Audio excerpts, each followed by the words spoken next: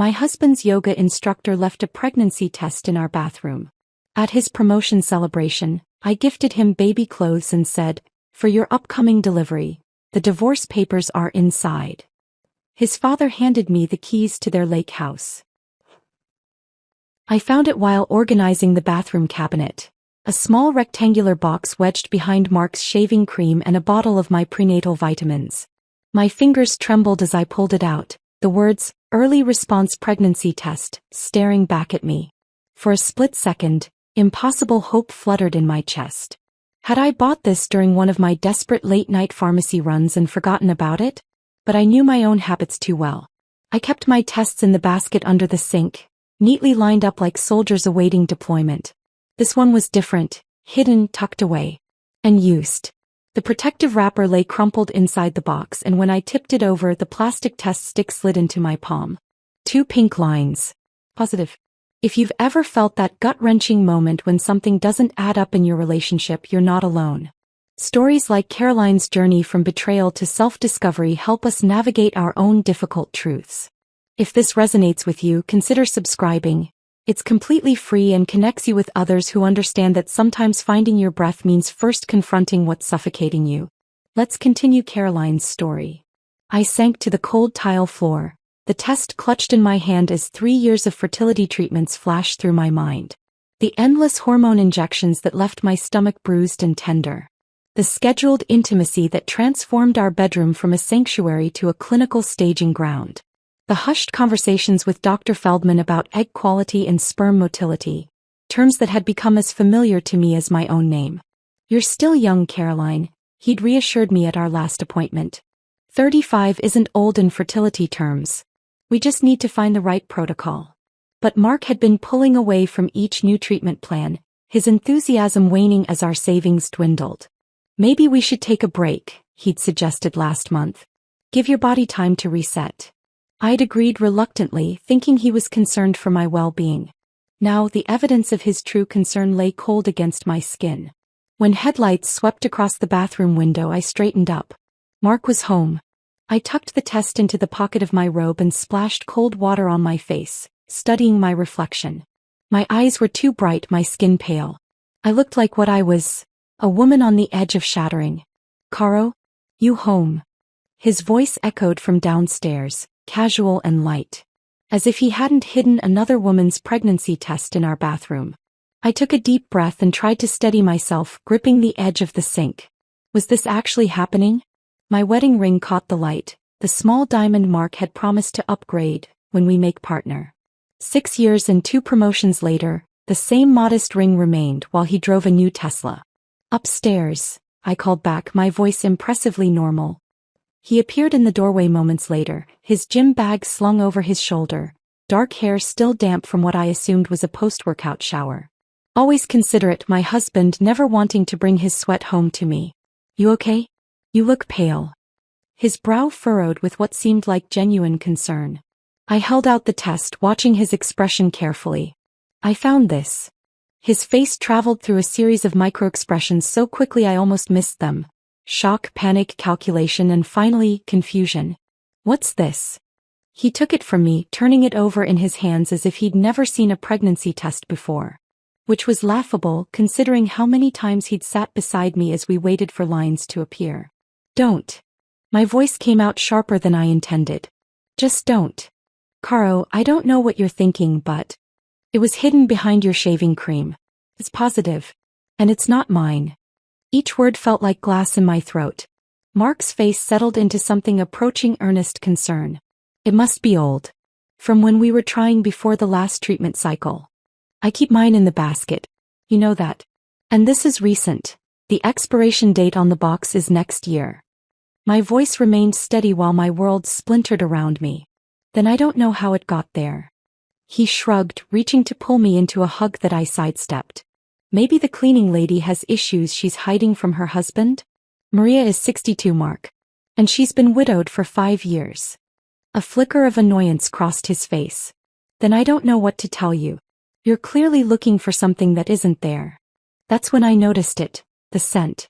Not his usual sandalwood cologne, but something lighter, feminine. Lavender and something citrusy.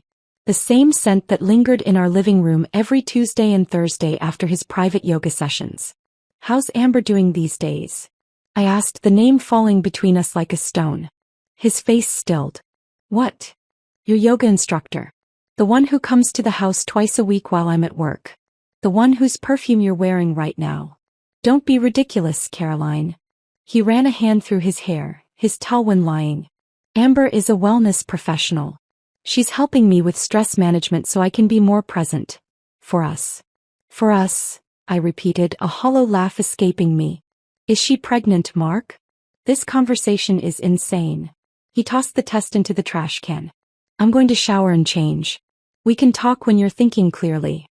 I stood frozen as he walked past me. The bathroom suddenly felt suffocating, the walls pressing in. On autopilot, I retrieved the test from the trash, wrapped it in tissue and placed it in my jewelry box. Evidence of a crime committed against our marriage. Downstairs, I poured myself a glass of wine, the expensive Cabernet we'd been saving for a special occasion. 3 years of avoiding alcohol during fertility treatment cycles had left me with a low tolerance, and the wine hit my empty stomach with alarming speed. I found myself scrolling through our shared photo album on my phone, stopping on images from our anniversary trip to Napa Valley last year. There was Mark, arm around my waist, both of us smiling against a backdrop of vineyards. Was he already seeing her then? Was I already being replaced? When he came downstairs in fresh clothes, hair still wet from his second shower of the evening, I was sitting at the kitchen island, my laptop open to Amber's Instagram page. 28 years old. Certified yoga instructor. Recent posts featuring green smoothies, challenging poses on the beach, and inspirational quotes about manifesting your true path. "What are you doing?" Mark's voice was tight. "Getting to know the woman who's apparently carrying your child." I didn't look up from the screen. "She's very bendy." "This is crazy, Caroline. I'm not having an affair with Amber. She's my yoga instructor." "Who comes to our house?" "For private sessions." I scrolled to an image of her in a sports bra, demonstrating what the caption called, "breath work for anxiety relief." "Because the studio is crowded and distracting. You're making connections that don't exist." He grabbed a beer from the fridge, his movements sharp with frustration. "I've been working 60-hour weeks to make partner. When exactly do you think I'm conducting this elaborate affair?" The question hung in the air between us. It was reasonable, logical. But the test in my jewelry box wasn't a product of my imagination.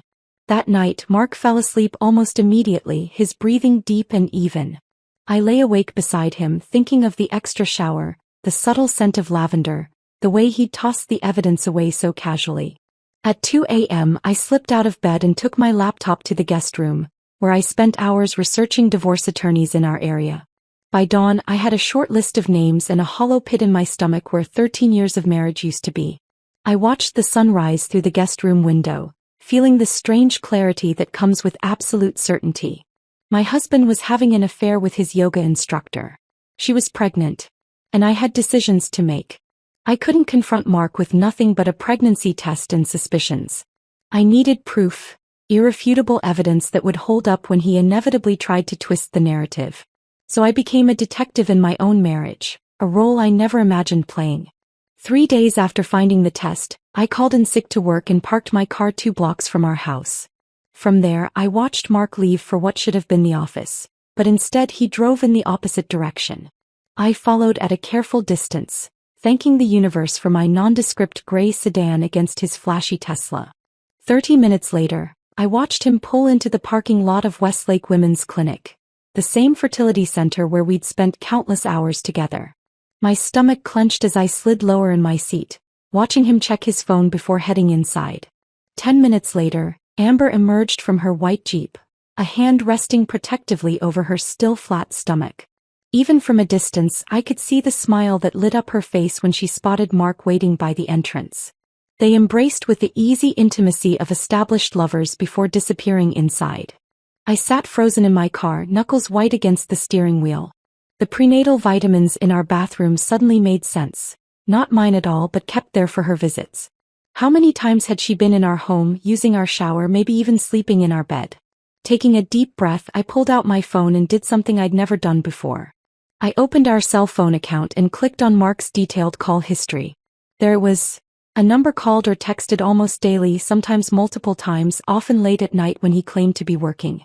I saved the number, created a new contact labeled A, and continued my search. Our shared cloud storage was next. Mark had always insisted we keep our photos backed up together, in case something happens to one of our phones. Scrolling through the most recent uploads, I found nothing suspicious until I noticed a folder titled Workout Progress. Inside were dozens of photos of Amber in various yoga poses, some in what was unmistakably our living room. The most recent photo, timestamped 2 days ago, showed her seated on our couch, smiling at the camera, her hand resting on a slightly rounded belly. My hands shook as I forwarded the most damning photos to my personal email, evidence accumulating like storm clouds. The next morning I feigned sleep as Mark prepared for work.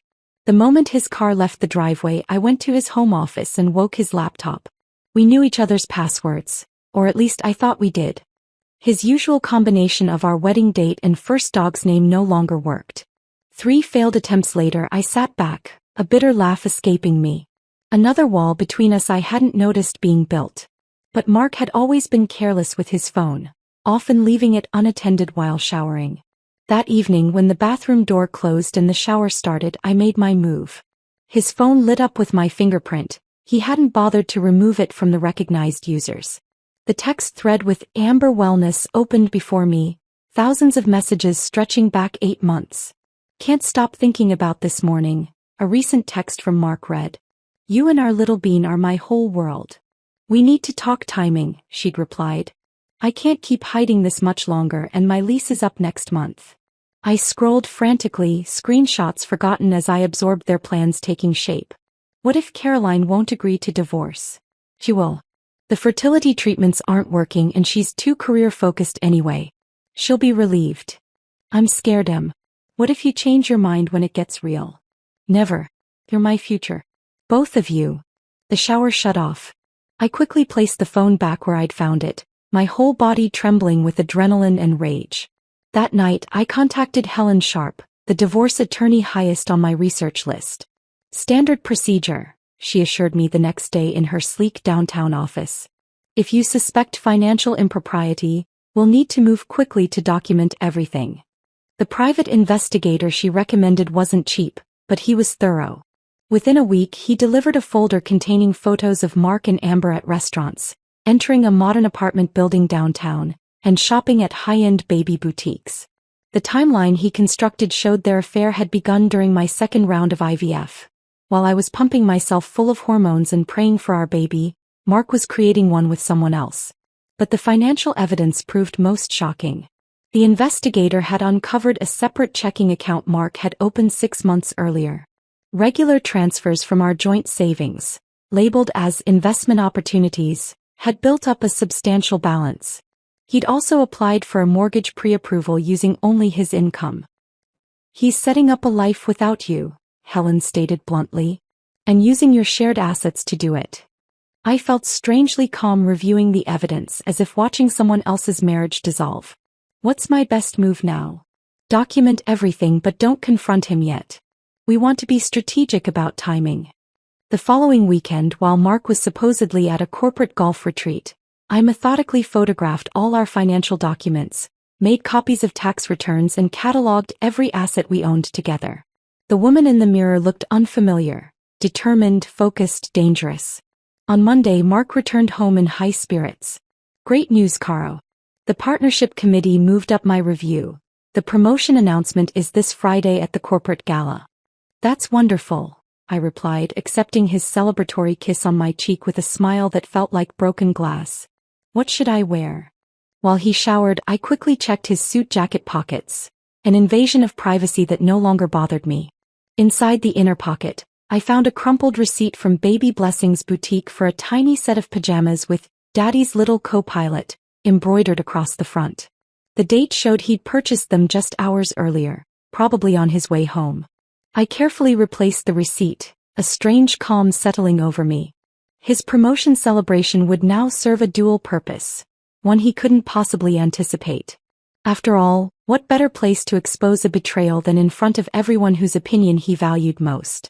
I needed caffeine and solitude to plan my next steps. The morning after discovering the baby clothes receipt, I drove to Elmwood, the quaint neighborhood 20 minutes from our home where Mark would never venture, too hipster for his corporate aesthetic.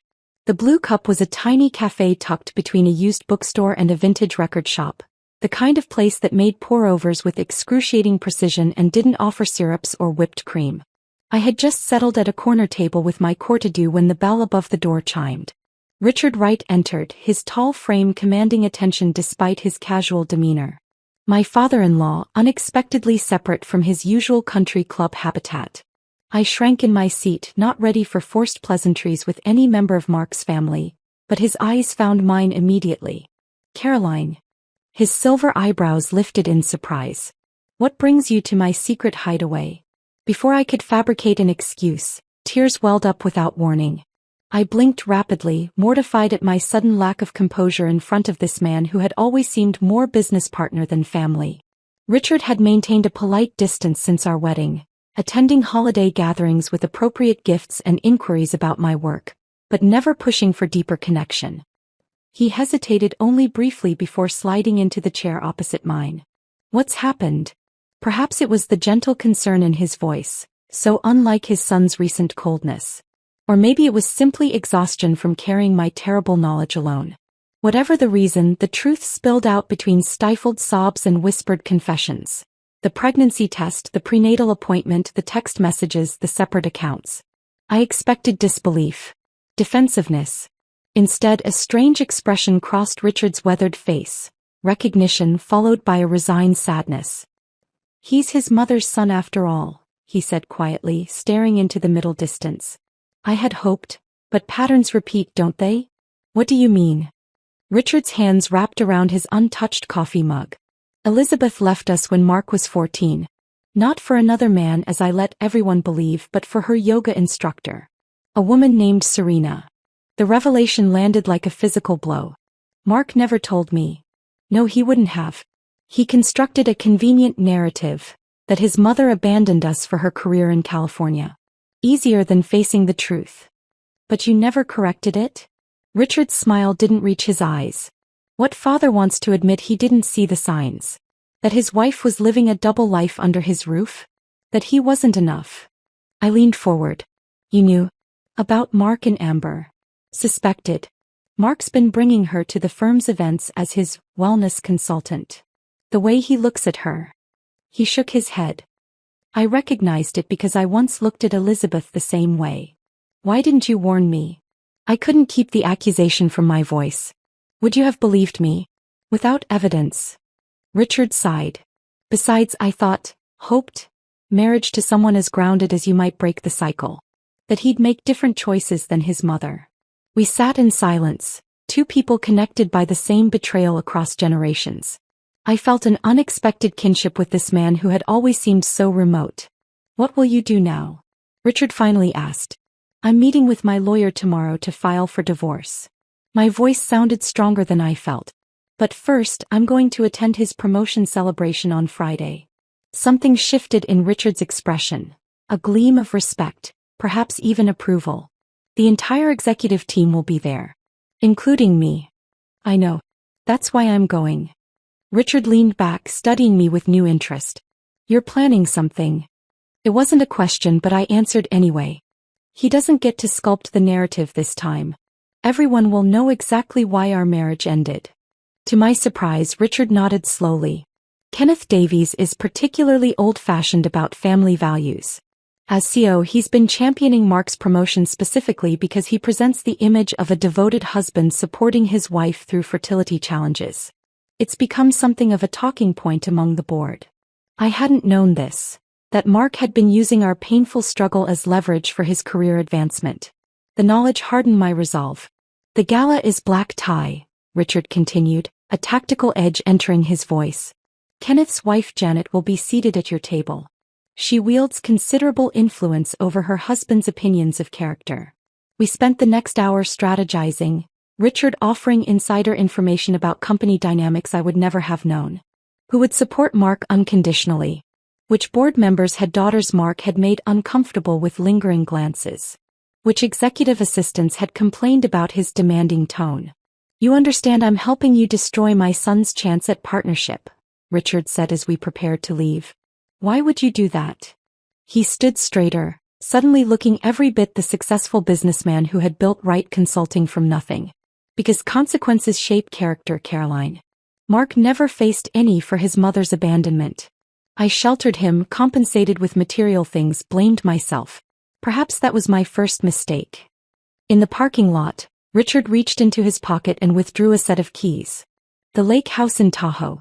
It's peaceful this time of year. I stared at the keys, confused. Why would I need? You'll need somewhere to go after Friday. Somewhere Mark can't follow. I shook my head. I couldn't impose. It's not imposing when it's family. Richard pressed the keys into my palm. And you were always more of a Wright than he was, Caroline. My throat tightened at the unexpected alliance, this lifeline thrown from such an unexpected quarter. Thank you. Don't thank me yet, Richard replied, his expression hardening as he glanced at his watch. We have 3 days to prepare your exit. And if I know my son, he won't make it easy once he realizes what's happening. I drove home with the lake house keys heavy in my pocket, mentally cataloging what I would need to pack secretly before Friday. For the first time since finding the pregnancy test, I felt something beyond despair. A fierce determination strengthened by knowing I wasn't standing alone. The 3 days before the gala passed in a blur of covert preparations. I had my hair done at an upscale salon, opting for a sleek chignon that elongated my neck and highlighted my cheekbones. A style Mark had always said made me look too severe. My dress, a midnight blue column with a subtle slit, had been purchased months ago for this very occasion. Now it served a different purpose entirely. Richard texted me the gala's seating chart, allowing me to mentally prepare for the evening's confrontation. I packed an overnight bag and left it in my car trunk, ready for my escape to Tahoe after the event. Helen had the divorce papers prepared, printed on premium stationery and tucked into a slim folder that fit perfectly into the gift box I'd prepared. Mark left early on Friday, needing to prepare a few things at the office before the celebration. I took my time getting ready, applying makeup with precision I normally reserved for court appearances.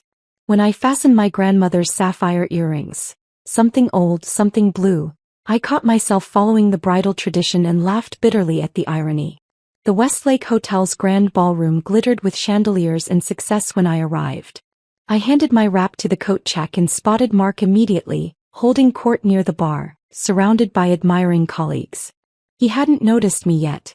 Beside him stood Amber, her yoga-toned body draped in a form-fitting emerald dress that subtly accommodated her small baby bump. She was laughing at something he said, one hand resting possessively on his arm. "Champagne, ma'am." A server appeared with a tray. "No thank you. Sparkling water with lime, please." I needed absolute clarity tonight. Richard materialized at my elbow, distinguished in his tuxedo. "Caroline, you look formidable." "I feel it," I replied, accepting the water another server brought. "Is everything in place?" Kenneth's speech begins at 8, followed by the partner announcements. "You're at table 6 with Janet as promised." His eyes traveled to the gift box tucked under my arm. "Is that what I think it is?" "And more." I offered a thin smile. "Did you speak with the photographer?" "He'll be positioned to capture everything. For the company newsletter, of course." Our conspiratorial moment was interrupted by Mark's sudden appearance. His eyes widened slightly at seeing us together. "Dad, Caroline, you've found each other." He kissed my cheek, his cologne mingling with a now familiar undertone of lavender. "You're late, Caro. I was getting worried." "I wouldn't miss this for anything," I replied, my smile tight. Mark's gaze flicked to the wrapped package. "What's that?" "Your celebration gift. For later." Before he could respond, Kenneth Davies approached, his wife Janet beside him. "Mark, they're ready for us to take our seats." "Ah, and this must be Caroline. I've heard so much about your strength through these difficult times." I shook his offered hand, noting the way Mark shifted uncomfortably beside me. "That's very kind. I believe in facing difficult situations head-on." "Admirable quality," Janet commented, linking her arm with mine as we moved toward the tables. "Mark tells us you've been quite the soldier through all the fertility challenges." I let my smile falter just enough to show vulnerability. "It's been a journey with unexpected turns." At our table, I found myself seated between Janet and a senior partner's wife, with Mark directly across from me. Amber had been placed at a peripheral table with other plus ones, much to her visible disappointment. Throughout dinner, I participated in conversation with practiced ease while observing Mark's frequent glances toward Amber's table. Kenneth's speech praised the firm's accomplishments over champagne and dessert. "And now, the moment we've been waiting for," he announced. "I'm pleased to welcome our newest partner, a man whose dedication to both his clients and his family values represents everything our firm stands for, Mark Wright." Applause erupted as Mark approached the podium, beaming with the confidence of a man who believed he had everything under control. I waited, the gift box heavy in my lap as he delivered his acceptance speech. "I wouldn't be here without the support of my incredible wife, Caroline," he said, raising his glass toward me. "Through personal challenges and professional demands, she's been my rock." Murmurs of appreciation rippled through the crowd. I lifted my water glass in acknowledgement, locking eyes with him across the room. "And I'd also like to thank my wellness coach, Amber Jensen," Mark continued, gesturing toward her table. "Her guidance has helped me maintain balance during stressful times." On cue, Richard stood and clinked his glass. "As Mark's father and founding partner, I'd like to propose a special moment. Caroline has prepared something to mark this milestone." All eyes turned to me as I rose, gift box in hand. The walk to the podium felt endless, my heartbeat thundering in my ears. Mark's smile remained fixed, though confusion flickered in his eyes. 13 years ago, I married a man I thought I knew," I began, my voice steady despite my racing pulse. "Tonight, I'm honored to present him with something that represents both our past and his future." I handed him the box, watching as he unwrapped it with growing uncertainty. His expression collapsed from confusion to horror as he lifted the tiny Daddy's Little Co-Pilot outfit, the very one from the receipt I'd found. "Congratulations are in order," I continued, addressing the now silent room. "Not just on making partner, but on Mark's upcoming delivery. A new baby and a new life." Gasps rippled through the audience.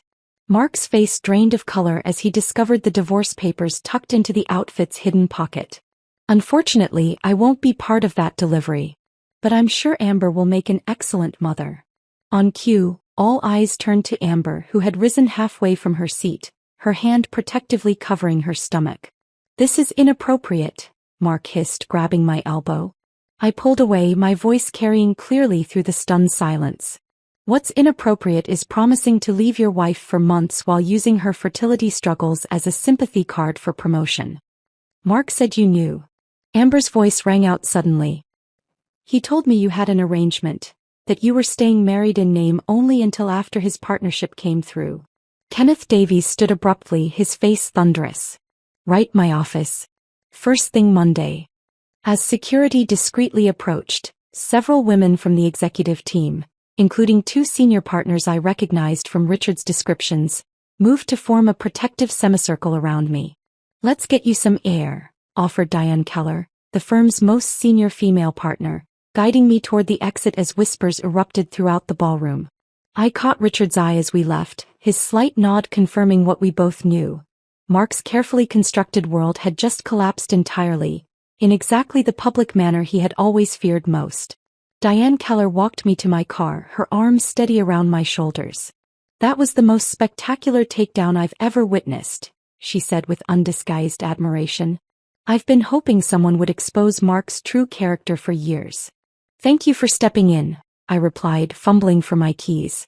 My hands were surprisingly steady despite the adrenaline coursing through me. "We protect our own." She handed me her business card. "Call me when you're ready to talk about returning to law. A litigator with your backbone would be an asset to our firm." I hadn't practiced law since marrying Mark and joining his company's legal department, a compromise that had gradually morphed into abandoning my career entirely. The possibility of returning to courtroom work felt like recovering a lost limb. That night, I drove straight to Tahoe, watching the city lights recede in my rearview mirror. The winding mountain roads demanded my full attention, leaving no mental space for replaying the night's events. By the time I pulled up to Richard's, my lake house, exhaustion had numbed the edges of my emotions. The cabin was larger than I remembered from our few weekend visits, its timber frame silhouetted against the starlit sky. Inside, I found fresh linens on the beds, firewood stacked neatly, and the refrigerator stocked with essentials. Richard had prepared for my arrival with characteristic thoroughness. I slept dreamlessly that first night, waking to sunlight filtering through pine trees and the gentle lapping of waves against the shore. No alarms, no schedule, no performance necessary. Just me and the water and the mountains. My phone had accumulated 37 missed calls and 29 texts, most from Mark, a few from concerned friends who had heard garbled versions of the story, and one from Richard confirming he would handle the immediate fallout. I silenced all notifications except his and my lawyer's, then made coffee to enjoy on the deck. The divorce proceedings moved with surprising efficiency. Mark didn't contest the separation, perhaps understanding the optics would only worsen if he fought. His partnership offer had been rescinded, though Kenneth had stopped short of firing him outright, likely due to Richard's influence. 2 weeks into my lake house exile, Richard arrived with a folder of documents. "You might want to review these," he said, spreading them across the kitchen island. "Property deeds. Transfer documents." The lake house had been moved out of the Wright family trust and into my name exclusively. "I can't accept this," I protested, staring at the paperwork. "It's too much." Richard's expression remained implacable. "Consider it compensation for time served. Mark used your shared assets to finance his affair. This merely balances the scales. It's worth millions." "Yes." He poured himself a cup of coffee, his movements unhurried. "I've had a long and prosperous career, Caroline. No one needs 3 vacation properties. Besides, you're the only one who ever appreciated this place properly." I remembered the weekends I'd spent here while Mark remained in the city for urgent work matters, now revealed as assignations with Amber. I'd kayaked alone on the lake, hiked the surrounding trails, and fallen in love with the peaceful isolation that Mark had always found boring. "Thank you," I finally said, accepting both the gift and the symbolic severance it represented from my old life. A month into my residency, a courier delivered a package from Westlake Fertility Center.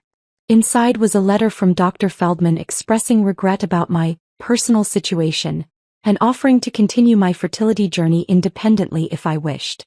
Accompanying the letter was a catalog of donor profiles, men whose genetic material could help create the child I'd spent years hoping for. I spread the profiles across my dining table, studying faces and backgrounds with clinical detachment. Engineer, physician, musician, men willing to offer the one thing Mark had withheld, the possibility of motherhood without conditions or betrayal. For 3 days, the donor profiles remained untouched while I considered my options. On the 4th morning, I woke before dawn and paddled my kayak to the center of the still lake. As the sun crested the mountains, painting the water in gold and crimson, I realized I wasn't ready to make that decision from a place of reaction or revenge. If I chose motherhood, it would be because I genuinely wanted it for myself, not because I'd been denied it by Mark's duplicity. I returned the profiles to their folder, neither accepting nor rejecting the possibility. For now it was enough to breathe without the weight of failed expectations. Summer turned to fall, and the aspens surrounding the lake blazed in yellow splendor. I had established a comfortable routine: morning swims, afternoon hikes, evenings spent rediscovering my passion for environmental law through remote consulting work for Diane's firm. The divorce was nearly finalized when Mark's Tesla appeared in my driveway one October afternoon. He looked diminished, his designer suit hanging loosely on his frame, dark circles shadowing his eyes. "You shouldn't be here," I said from the porch, making no move to invite him inside. "I had to see you." His voice cracked with emotion that once would have moved me. "Amber lost the baby. She's gone back to San Diego." I absorbed this information, surprised by the absence of satisfaction I felt at his misfortune. "I'm sorry for your loss. I made a terrible mistake, Caroline. I see that now." He took a tentative step forward. "We could try again. Start fresh." "There is no we anymore, Mark. We've been through so much together. 13 years. That has to count for something." Desperation etched his voice. "I still love you." I studied him, this man I had once built my world around. I could see the calculation behind his remorse, the convenient timing of his return now that his other option had evaporated. Once I might have mistaken it for genuine contrition. "Go home, Mark. Your father is expecting you for dinner." "By father." He laughed bitterly. "He hasn't spoken to me since the gala. He's taking your side in all this." "There are no sides anymore. Just consequences." I watched him drive away, waiting for the familiar ache of loss that never materialized. Instead, I felt only a profound sense of closure. That evening, I walked to the end of my dock as the sun began its descent behind the mountains. The lake stretched before me, its surface painted in amber and rose. Birds called to one another across the water, their voices clear in the crisp autumn air. I filled my lungs with the scent of pine and wood smoke, breathing deeply without the constriction of doubt or inadequacy that had become so familiar I'd stopped noticing its presence. For the first time in years, my breath came easily, unhindered by the weight of someone else's betrayal. Standing alone at the edge of the water, I realized I no longer felt incomplete or insufficient. The future stretched before me, undefined, unplanned, and entirely my own. I exhaled slowly, watching my breath form a cloud in the cooling air. Then I turned toward the warm light of my home, taking one step, then another into whatever came next.